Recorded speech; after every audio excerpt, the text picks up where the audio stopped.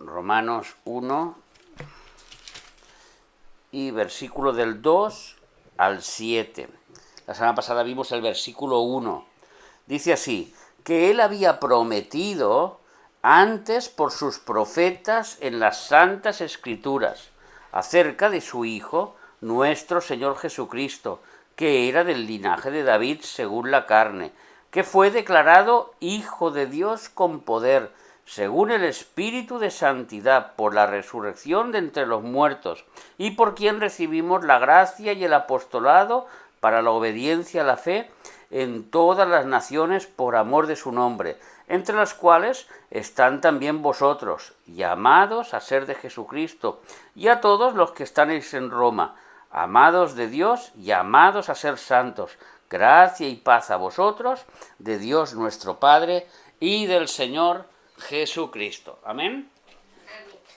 La semana pasada vimos lo que era el apóstol, la presentación del apóstol, quién era Pablo, de dónde nació, cuándo empezó a predicar, cuándo fue llamado a ser apóstol, y todo lo que vimos referente a él. Vimos la ciudad donde se escribió la carta de Corintios, quién llevó esta carta de Romanos, quién llevó esta carta desde Corinto hasta Roma, y todos los acontecimientos que pasaron. Hoy pues vamos a entrar en el tema, hoy podríamos decir que es el tema de este libro. No, que yo no quiero salir. No. ¿Ahí se ve bien ahí? No sabes, sí. Sí, perfecto. Yo quiero que se vea bien la pantalla. ¿Y pones por favor la lámina 1, cariño? Sí. Muy bien. Tenemos toda la lámina 3 y empezamos a leer y nos dice así. Lámina 3. El Evangelio. Versículos del 1, del 2 al 7.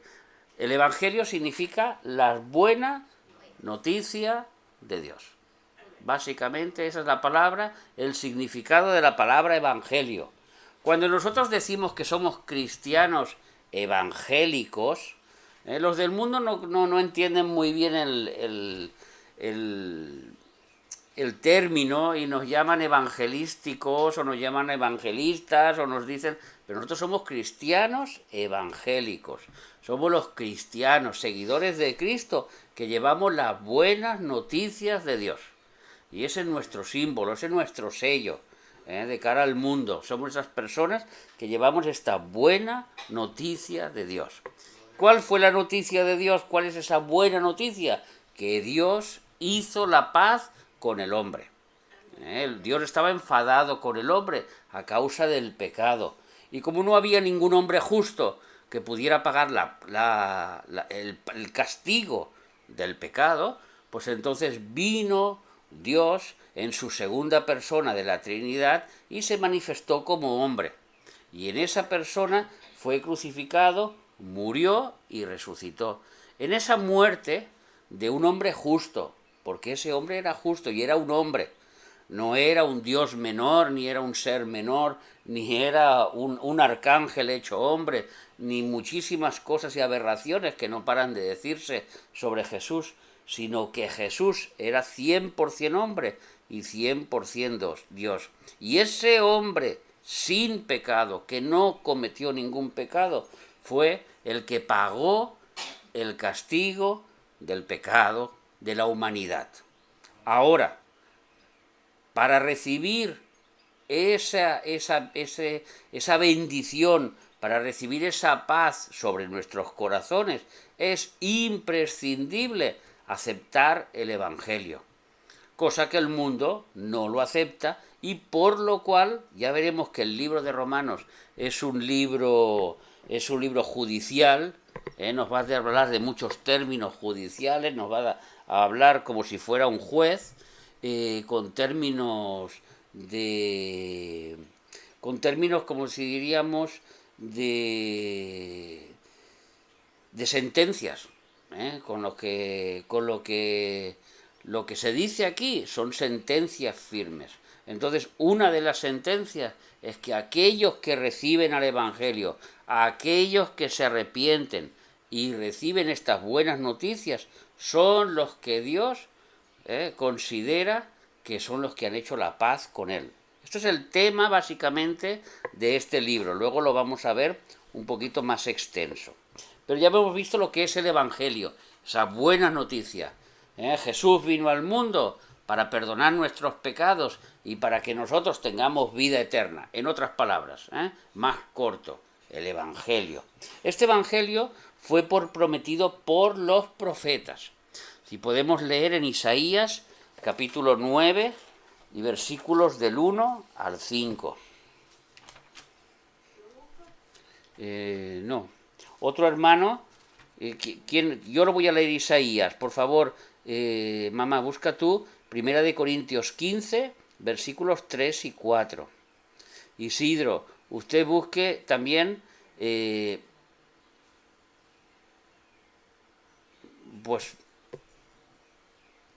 porque yo me estoy ahí en Isaías, está aquí 3 de Isaías, Mateo 1.1, busque usted. Yo estoy aquí en Isaías, voy a buscar Isaías, capítulo 9, y versículos del 1 al 5.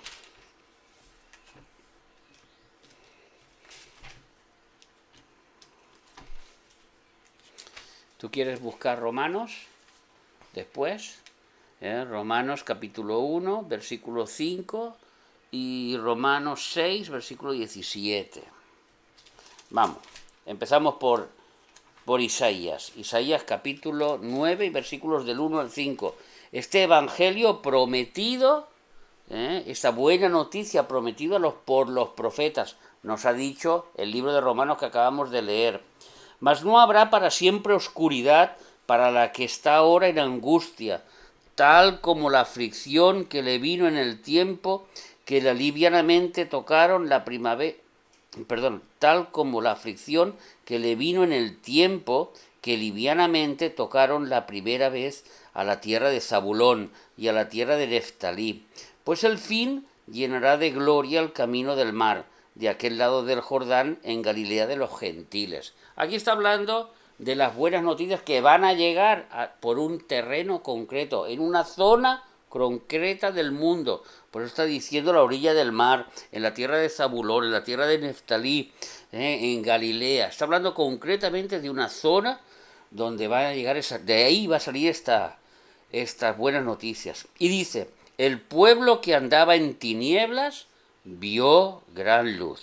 Los que moraban en tierra de sombra de muerte, luz resplandeció sobre ellos. Multiplicaste la gente y aumentaste la alegría. Se alegraron delante de ti como se alegran en la siega, como se gozan cuando reparten despojos, porque tú quebraste su pesado yugo, y la vara de su hombro, y el cetro de su opresor, como en el día de Madián, porque todo calzado que lleva el guerrero en el tumulto de la batalla y en todo manto revolcado con sangre serán quemados, pasto del fuego. Amén, hasta aquí, del 1 al 5. Prometido por los profetas. Vamos a leer en 1 Corintios, porque Dios lo prometió también en las Escrituras. 1 Corintios 15, versículos 3 y 4. Porque primeramente os he enseñado lo que asimismo recibí, que Cristo murió por nuestros pecados, conforme a las Escrituras, y que fue sepultado, y que resucitó al tercer día, conforme a las Escrituras, y que apareció a Cefas, y después a los 12. Amén. Amén. Así que este evangelio conforme a las Escrituras.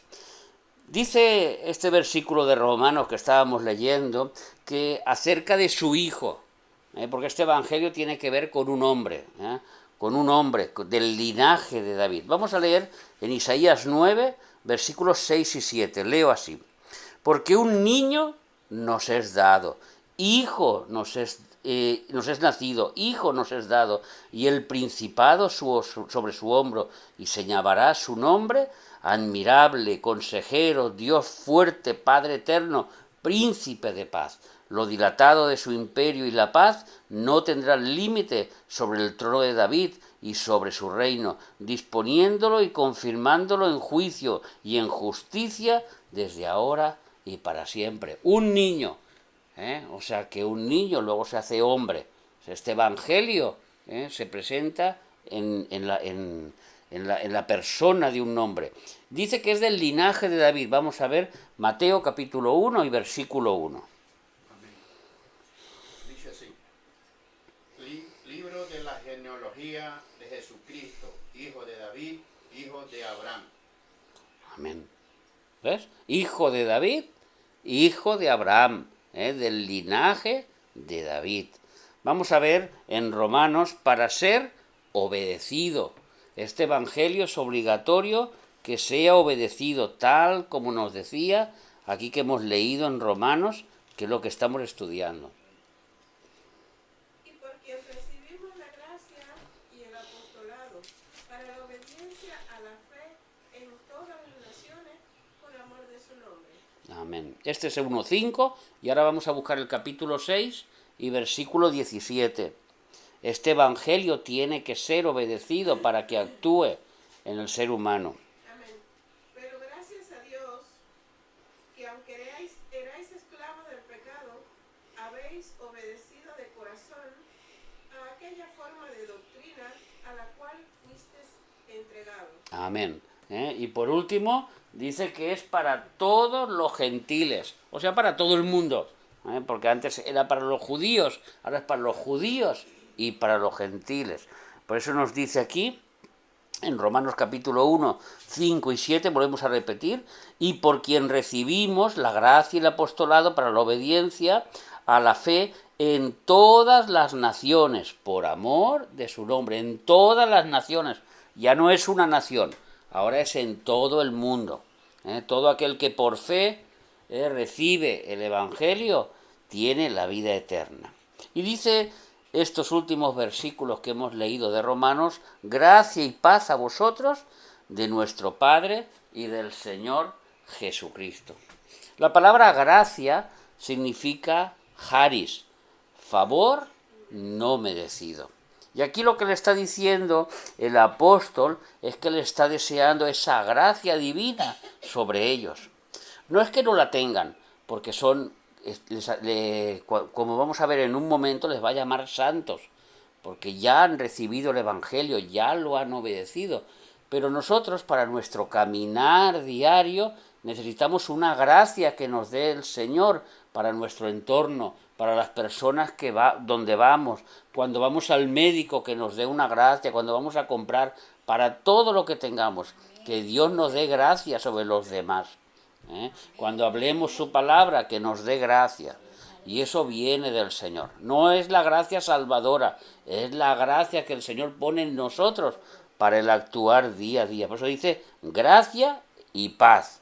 La palabra paz, que la estudiamos el domingo, ¿os acordáis? Irene, a Irene, que corresponde en el hebreo shalom. Nosotros dijimos que Irene es unir aquello que se había roto.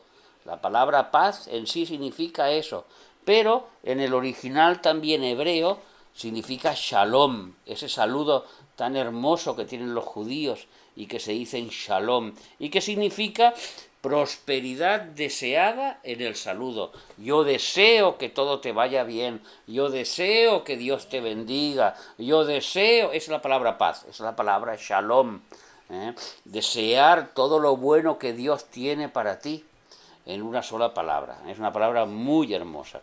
Así que hemos visto en estos 5 versículos la buena noticia de Dios que tiene para el hombre. Ahora, esta carta de los romanos, ¿a quién se escribió? ¿Quiénes son los que lo van a escuchar?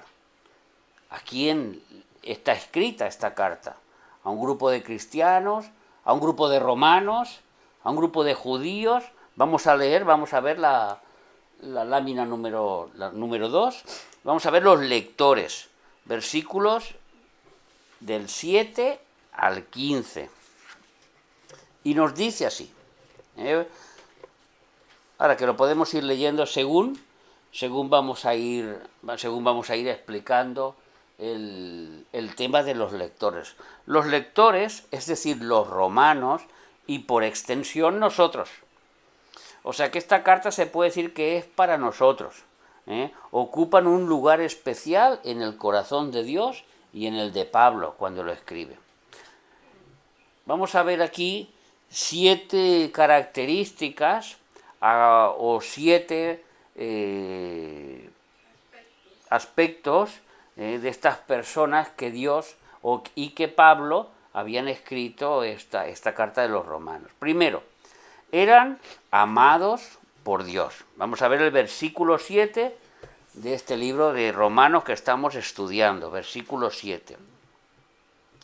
A todos los que estáis en Roma, amados de Dios. Amor, pero no el amor eros, o no el amor fileo, como se dice en griego, para los amigos y para el matrimonio. El amor ágape, que es el que proviene de Dios.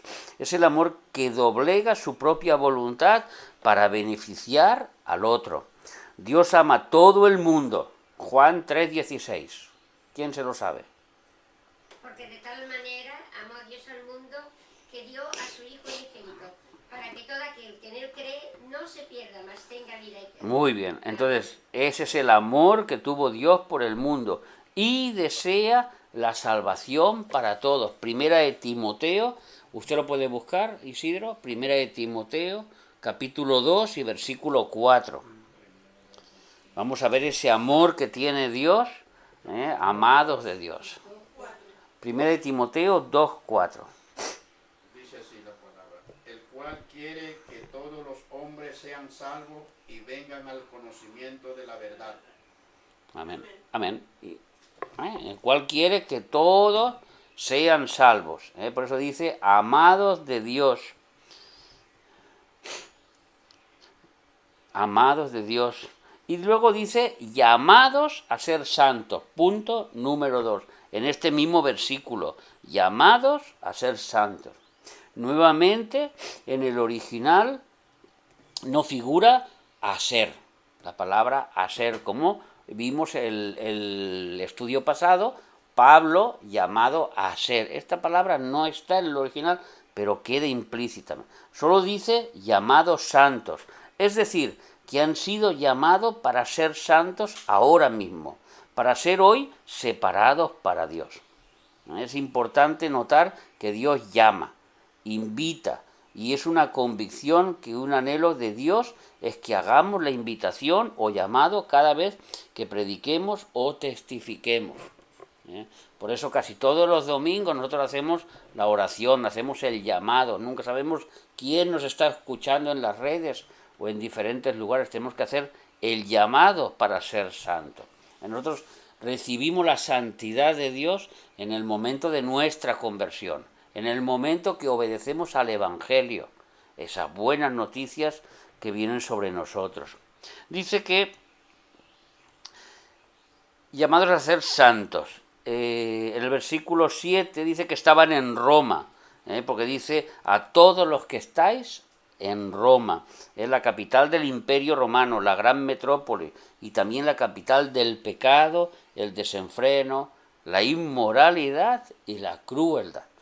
Y sin embargo, de las iglesias más importantes que se nombran en la Biblia, estaban allí.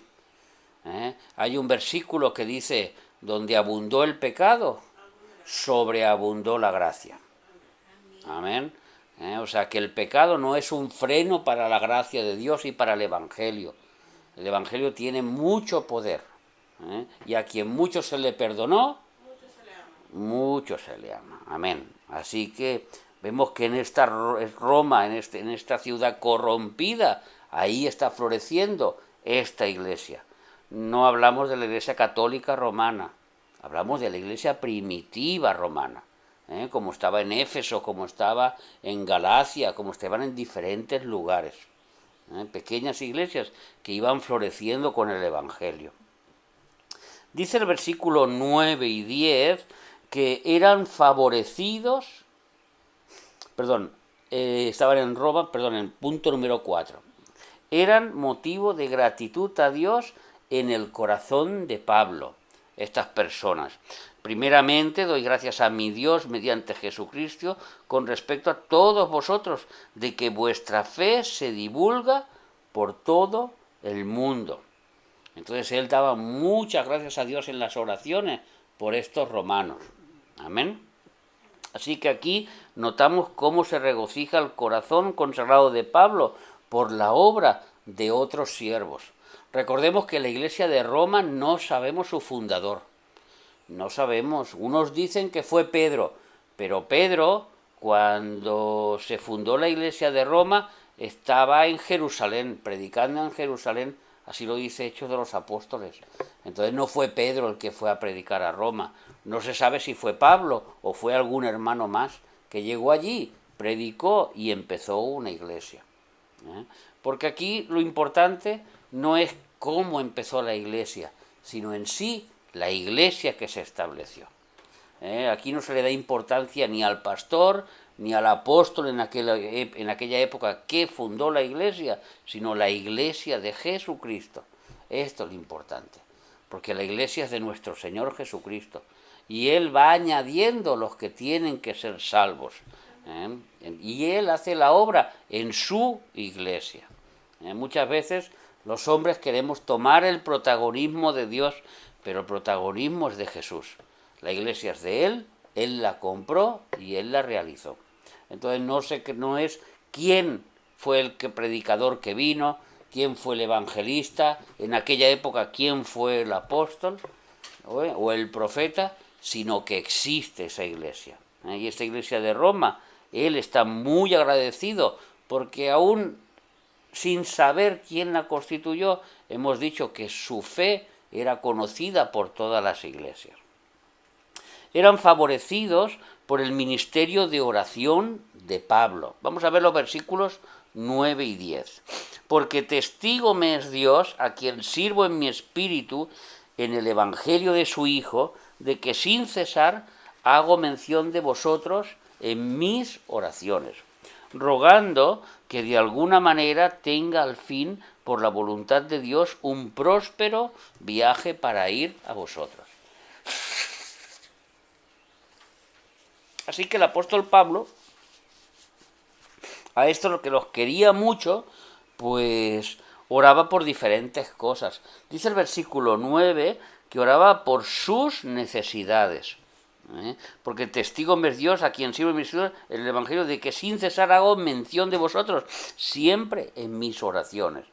En el versículo 10, para poder viajar. Pablo oraba de que quería ir a Roma.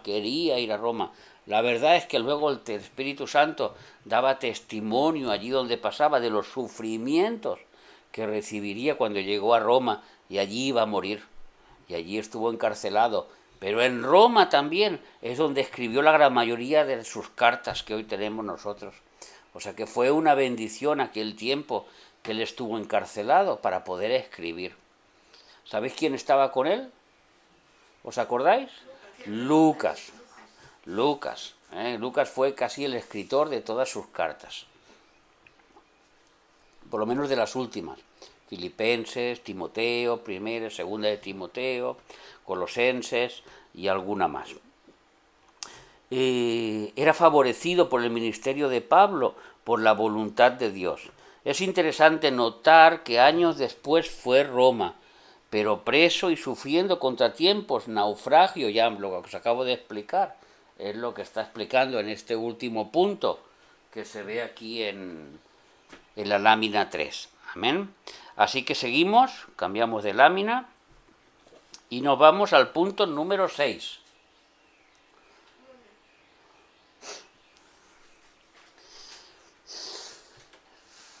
Estos lectores que eran amados de Dios, eran llamados a ser santos, estaban en Roma, eran motivo de gratitud a Dios del corazón de Pablo, eran favorecidos por el ministerio de oración y eran anhelados por Pablo. Vamos a ver los versículos 9 y 10, bueno, lo acabamos de leer, otra vez, eran anhelados por... Perdón, el versículo 11 y 12. Porque deseo, ahí está el anhelo de Pablo, porque deseo veros para comunicaros algún don espiritual a fin de que seáis confirmados. Esto es para ser mutuamente confortados por la fe que nos es común a vosotros y a mí. Amén. Así que en este punto número 6 eran anhelados por Pablo. La palabra deseo en el original expresa una nostalgia enfermiza, o sea que él tenía muchas ganas de ir. Él deseaba mucho poder estar en aquella iglesia de Roma, que su fe se divulgaba por todos los lados. Era un anhelo personal, deseo de verles, era un anhelo de comunicar, de expresarles un don. Esto no contradice la palabra del Señor, donde dice que los dones son dados por el Espíritu Santo, como Él quiere. Pero sí que tenemos que entender que el mismo libro de Hechos nos une tanto a los apóstoles como en el Espíritu Santo en un mismo ministerio, que es realizar la obra en la iglesia, que es crear la iglesia, la primera iglesia. El nacimiento de la iglesia fue entre los apóstoles y el Espíritu Santo. Entonces, los apóstoles tenían en sí ellos un poder especial que Dios les había dado para otorgar dones, a lo mismo que el Espíritu Santo otorgaba dones. ¿Por qué? ¿Por qué? Porque nos encontramos en una iglesia en Roma, escuchadme bien lo que os voy a decir y lo entenderéis, donde no había Biblia.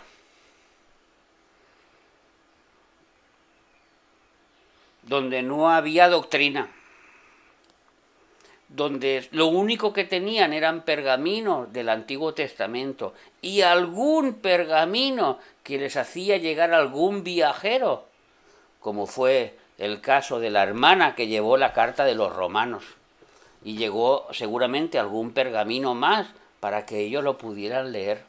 Ellos no tenían completa toda como dijéramos, la revelación de Dios para ellos. Y Dios, en este principio de la iglesia, tenía que actuar diferente. Eso nos lo explica Efesios. El fundamento de la iglesia por los apóstoles y por los profetas. Esas iglesias tenían que estar dirigidas por el Espíritu Santo, por los dones espirituales, por los profetas y por los apóstoles. Entonces llegaba Pablo, que empezó una iglesia nueva, que ellos a lo mejor no conocían muchos dones del Espíritu Santo, pero que la iglesia los necesitaba para fortalecerse y para crecer. Porque para eso son los dones, para el bien de la iglesia. Entonces dice, yo os voy a comunicar algún don espiritual. Hoy los hombres toman este versículo para decir, yo también tengo poder para comunicar dones, pero Corintios, capítulo 12, capítulo 13 y capítulo 14 nos niega completamente eso. El único que puede comunicar los dones es el Espíritu Santo, que reparte como Él quiere. Pero tenemos que entender que la suma de tu palabra es la verdad. Y lo que fue la verdad hoy en día con el Espíritu Santo, también lo fue en la iglesia de Roma, donde el apóstol Pablo podía comunicar algún don, porque era necesario en aquel momento que eso aconteciera. Y que él expresara todo lo que quería saber el Señor para esa iglesia, para su crecimiento. Esta carta mismo es un don, es un regalo, por decirlo así, donde ellos al leer esta carta se encontraron con el regalo más grande, casi toda la doctrina cristiana escondida en esta carta a los romanos. O sea que eso también es un don. Anhelaba comunicarles algún don, anhelo de confesar, dice que le hemos leído, a fin de que seáis confirmados. Esto es mutuamente confortados en la fe que nos es común a nosotros y a vosotros, de confesar a Jesucristo en ellos mismos. Y anhelo de confortar mutuamente. Y ahí nos dice la humildad de Pablo. Porque Pablo, siendo el más grande de los apóstoles, él dice, yo voy a ser bendecido por ustedes. Sin embargo, era la iglesia, como dijéramos, más nueva de todas, y él quería ser bendecido por esa iglesia. Así que, en este punto 6, eran anhelados por Pablo. En el punto número 7, eran acreedores de Pablo. Capítulo 1, versículos 13 y 15. Pero no quiero, hermano, que ignoréis que muchas veces me he propuesto ir a vosotros, pero hasta ahora he sido estorbado, para tener también entre vosotros algún fruto, como entre los demás gentiles. A griegos y a no griegos, a sabios y a no sabios soy deudor. Así que, en cuanto a mí, pronto estoy a anunciaros el Evangelio también a vosotros, que estáis en Roma. Así que nos dice aquí que eran acreedores de Pablo. Aquí Pablo se presenta como deudor. Él había recibido gratuitamente de Dios un tesoro inagotable para compartir el Evangelio de salvación. Y él no era deudor para con Dios, sino para con los hombres. Cuando él predicaba el Evangelio es que tenía una deuda con los hombres. Es necesario que sepas estas buenas noticias. Es lo que nos está diciendo aquí. A griegos eran los poseedores de los que ahora llamamos civilización clásica griega o nuestra civilización. Porque la civilización griega fue adquirida por los romanos. Y luego nosotros hemos continuado en lo que es, diríamos, la civilización occidental. No griegos, que eran los bárbaros. Pueblos al margen de la civilización griega, eran los pisidios, los panfilios, los gálatas y etcétera. Otros que no pertenecían a los griegos. Los sabios, dentro de los sabios eran el círculo de literarios, pensadores y filósofos, los que se lo cuestionaban todos, los que preguntaban todo y se hacían diferentes preguntas. Ellos se sentaban en el aerópago, se sentaban allí a hablar, a meditar y a abrir la mente en diferentes preguntas. En uno de ellos se presenta Pablo, también en Hechos de los Apóstoles lo podemos ver, a predicarles. Veo que tenéis aquí una escultura al Dios desconocido, y él les quería explicar quién es ese Dios desconocido. Esos eran los sabios. Y los no sabios, los ignorantes, los que no piensan. Era la gente vulgar e ignorante del campo y del mercado. Entonces, con estas palabras, lo que dice aquí, por último, somos deudores de todos sin distinción. Pablo dice, da lo mismo que seas de la civilización que seas. Da lo mismo de dónde vengas. Da lo mismo que hayas estudiado como que no hayas estudiado. La cuestión es que el Evangelio necesitas escucharlo. Es lo que está explicando él aquí, en estas palabras, en estos versículos que hemos pasado. Damos la vuelta a la página 2 de la lámina 3 y pasamos a la otra foto. Y vamos a ver el tema. Vamos a ver el tema del libro, de toda la carta. Vamos a ver el tema de toda la carta. Porque esta carta tiene algo muy especial, que Pablo nos dice el tema, de lo que va a hablar en todos los capítulos posteriores. Y el tema está en los versículos 16 y 17. En la página, pasamos la página, damos la vuelta a la otra página, ahí. Arriba del todo, el tema. Dice el versículo 16 y 17, porque no me avergüenzo del Evangelio, porque es poder de Dios para salvación a todo aquel que cree, al judío primeramente y también al griego, porque en el Evangelio la justicia de Dios se revela por fe y para fe, como está escrito, mas el justo por la fe vivirá. Perdonadme. Aunque sea el que transmito, ahí está, que están llamando. Bueno. Perdón por la llamada de teléfono que ha entrado. Porque en el Evangelio la justicia de Dios se revela por fe y para fe, como está escrito, mas el justo por la fe vivirá. ¿Quién se acuerda dónde está escrito esto? ¿Dónde está escrito? En Habacuc. El justo por la fe vivirá. Muchos piensan que Romanos revela el tema general de la carta. El Evangelio es el poder de Dios para salvación, a judíos y a griegos. Esta es la única carta donde el apóstol Pablo indica su intención y dedica la carta a expresar su tema. Él dice que quería hablarles y predicarles el Evangelio a los romanos, y mediante la carta les estaba predicando todo el Evangelio.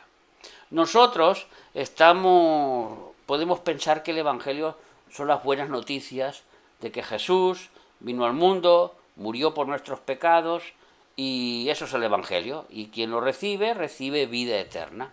Pero el Evangelio va mucho, mucho, mucho más allá, porque el Evangelio es la vida completa de un cristiano, porque en cada momento de tu vida vas a necesitar tirar mano de la vida eterna, como nos dice Efesios capítulo 6. En cualquier momento vas a predicar el Evangelio. En cualquier momento vas a necesitar que la sangre de Cristo te limpie de sus pecados. Eso es el Evangelio, continúa siendo el Evangelio. Y toda la eternidad estaremos indagando qué pasó, cómo es que Dios hizo ese milagro tan grande de morir en una cruz y resucitar al tercer día, por amor a nosotros. Cómo es que Jesús nació de una virgen, cómo fue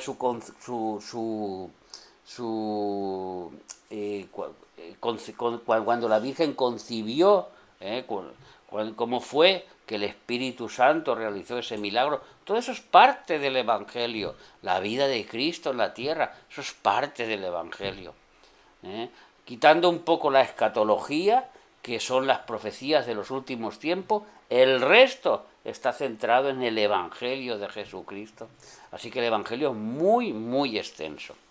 Por eso dice su intención de dedicar la carta al Evangelio, porque no me avergüenzo del Evangelio, porque es poder de Dios. Pero en el versículo 17 nos dice la palabra justicia, porque el justo por la fe vivirá, porque la justicia de Dios se manifiesta, se revela por la fe y para la fe.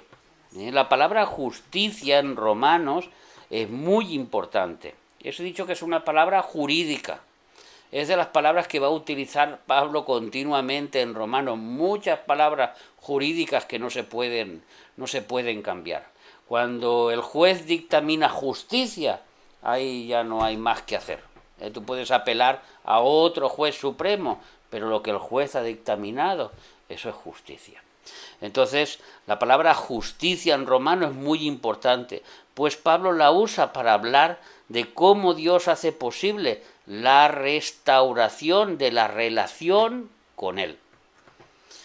Todos nos acordamos de Adán, costilla dura de roer, no, esa es Eva, de corazón de mantequilla. Todos nos acordamos de Adán y esa relación tan cerquita que tenía con Dios. Caminaban por el huerto del Edén.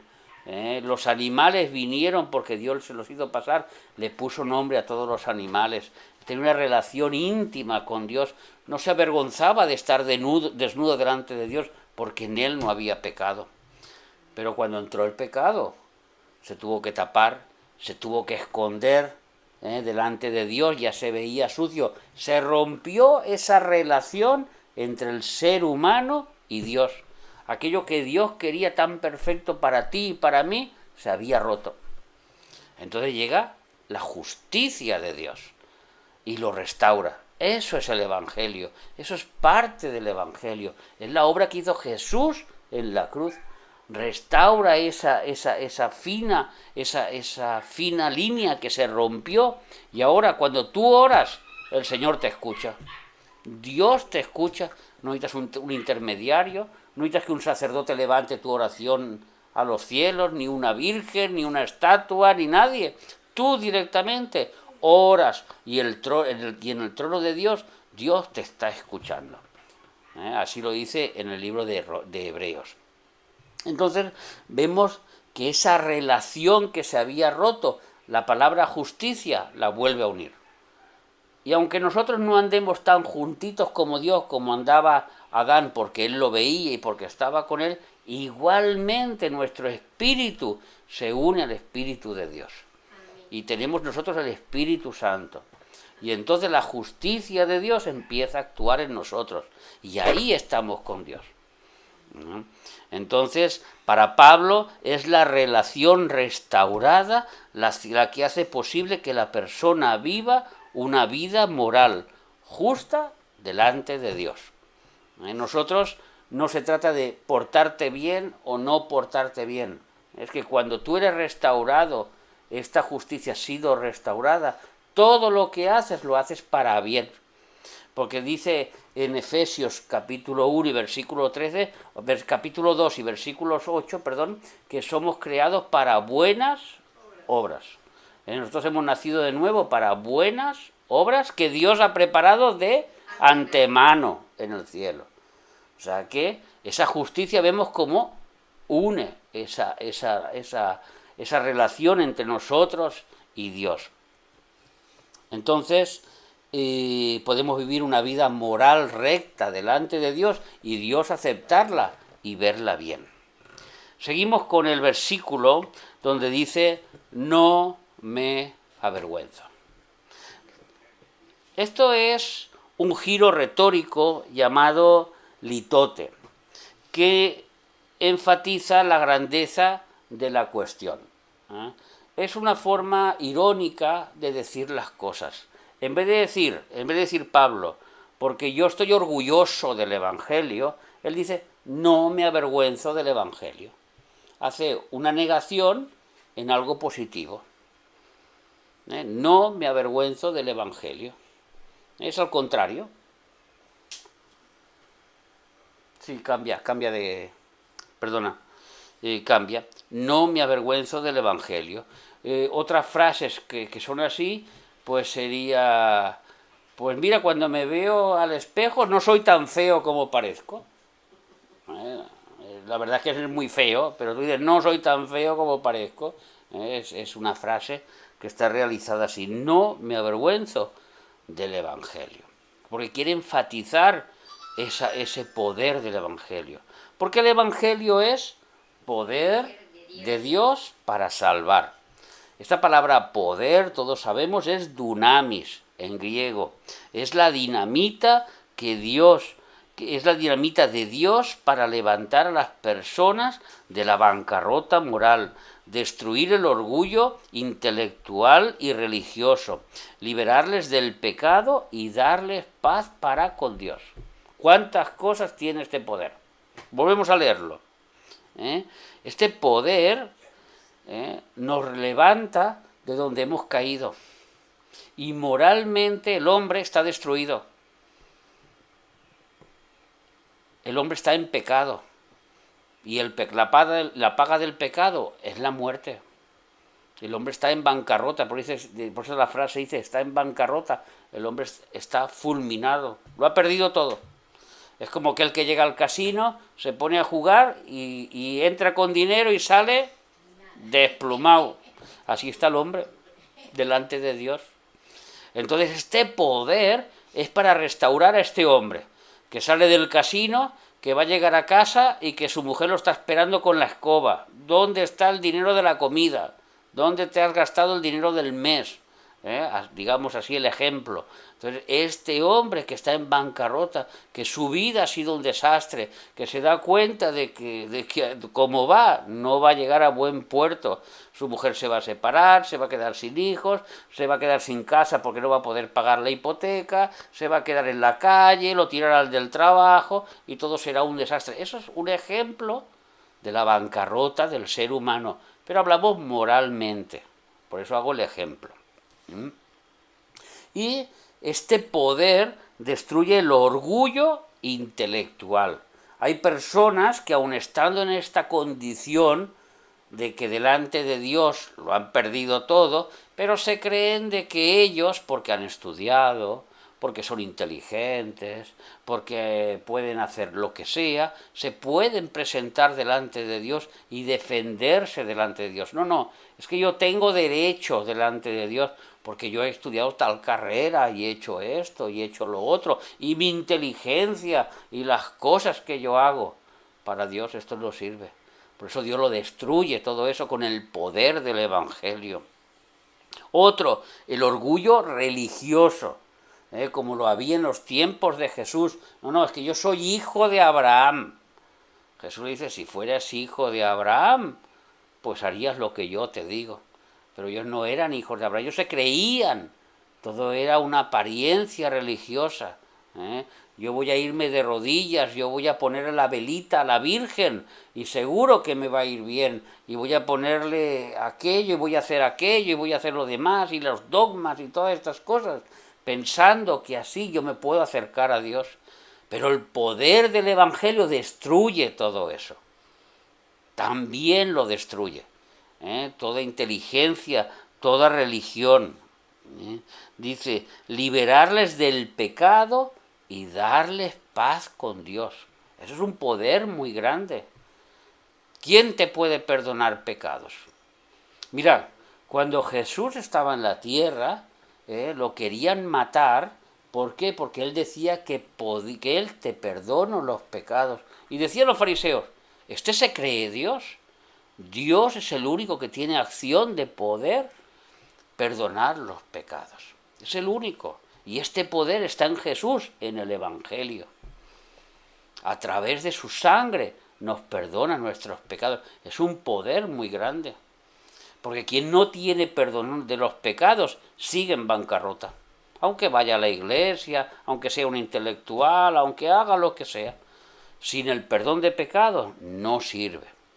Entonces vemos como este poder nos libera del pecado y nos da paz, la paz con Dios, esa paz que nosotros estamos peleados con Dios a causa del pecado, pero ya la justicia ha actuado y entonces ya tenemos paz para con Dios. Y por último, revelación de la justicia de Dios. Es la reivindicación de lo recto. El bien queda reivindicado al ser liberado el hombre del poder del mal. El desarrollo de la carta es el mejor comentario de estos versículos. Aquí está hablando la revelación de la justicia. Dice porque no me avergüenzo del Evangelio porque es poder de Dios para salvación a todo aquel que cree. Porque en el Evangelio la justicia de Dios se revela por fe y para fe.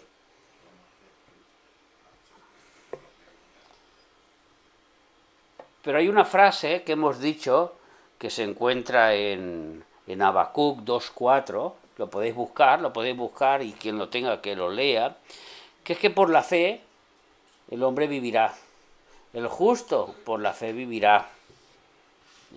Porque en el Evangelio la justicia de Dios se revela por fe y para fe, como está escrito, mas el justo por la fe vivirá. ¿Qué significará esta frase? ¿Lo tienes tú? He aquí que aquel que cuya alma no es recta se enorgullece, mas el justo por su fe vivirá. Amén. Así que el justo por su fe vivirá. ¿Qué quiere dar a entender Pablo cuando dice que la justicia de Dios se revela? Esta frase que acabamos de leer. Hay por lo menos 4 interpretaciones. Es importante que lo sepamos, porque cada uno le puede dar una interpretación diferente. Todas las 4 son válidas. Una, Dios nos salva por fe para vivir una vida de fe. ¿Qué significa esto? Que Dios nos salva, pero nos salva a través de la fe. Nosotros creemos Nosotros creemos y por la fe somos salvos. Entonces, en este creer tenemos que continuar viviendo. No sirve un día creí y ya lo tengo todo hecho. Es un continuar creyendo. El segundo punto dice que la fidelidad de Dios hace posible la fe del creyente, que también es verdad, porque la fe nos la envía Dios para que nosotros creamos. Acordémonos que cuando Adán pecó, quien actuó fue Dios. Adán, ¿dónde estás? El hombre estaba perdido, el hombre estaba derrotado, el hombre estaba escondiéndose detrás de un árbol, el hombre estaba tapándose su cuerpo porque se sentía desnudo. No fue él a buscar a Dios, sino que Dios fue a buscar a Adán. Es lo que está diciendo aquí, el justo por la fe vivirá. La fe que Dios ha puesto en el justo para vivir. Dios es el que actúa. El tercer punto, la fidelidad del predicador y su mensaje y resultado con fe en el oyente receptivo. ¿Os acordáis que la fe viene por él? Entonces aquí está hablando del que predica la palabra de Dios, de que predica el Evangelio, y a través de su predicación nos llega la fe. Por el justo, por la fe, vivirá. Esa fe que tú vas oyendo a través del Evangelio, cuando tú lees la Biblia, cuando escuchas la predicación, cuando escuchas los estudios, tú te vas cargando de fe. Porque cada vez tu fe va en aumento. La fe no es una cosa que la recibimos un día y ya está. Acordaros que los apóstoles dijeron, aumentanos la fe. Sí que es verdad que Jesús le dijo, no se trata de cuán cantidad de fe, sino de la calidad de la fe. Por muy pequeña que sea, si está bien orientada como un grano de mostaza, moverás montañas. Pero la fe también va en aumento, porque según la fidelidad de Dios actúa en nosotros, también nosotros tenemos más fe. Mira, me ha pasado esto, que es que Dios te confirma y te ayuda, y entonces ves que tu fe va creciendo. Y por último, comenzando por la fe del Antiguo Testamento y combinando con la fe revelada en el Nuevo Testamento.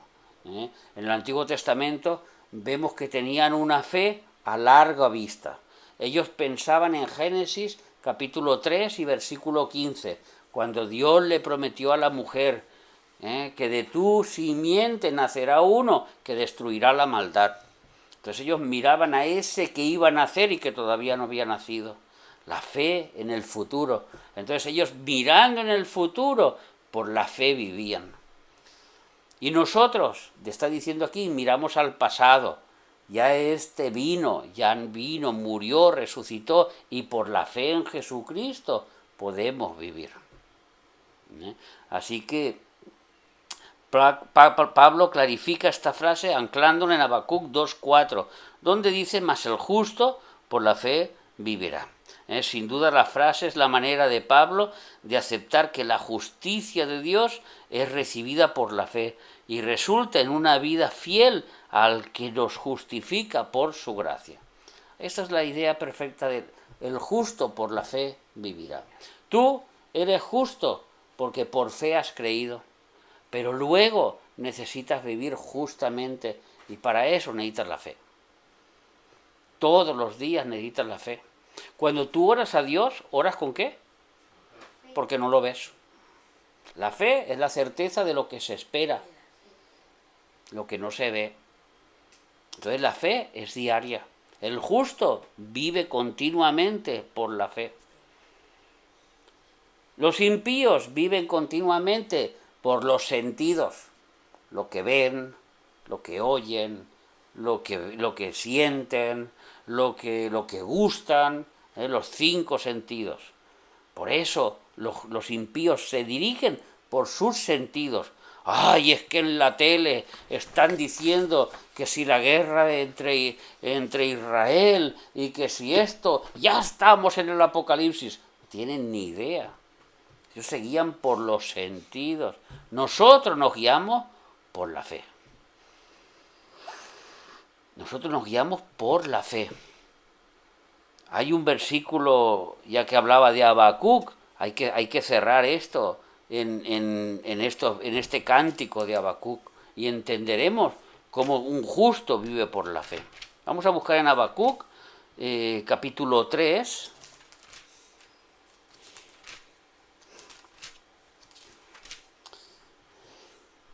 Y versículo 17. Y si esto no es fe, que alguien me diga lo contrario. ¿Lo quieres poner, por favor? Habacuc 3, 17. Vamos a leer el versículo 17 y 18. A ver si esto es fe o no es fe. Vamos a ver si el justo vive por la fe o no vive por la fe.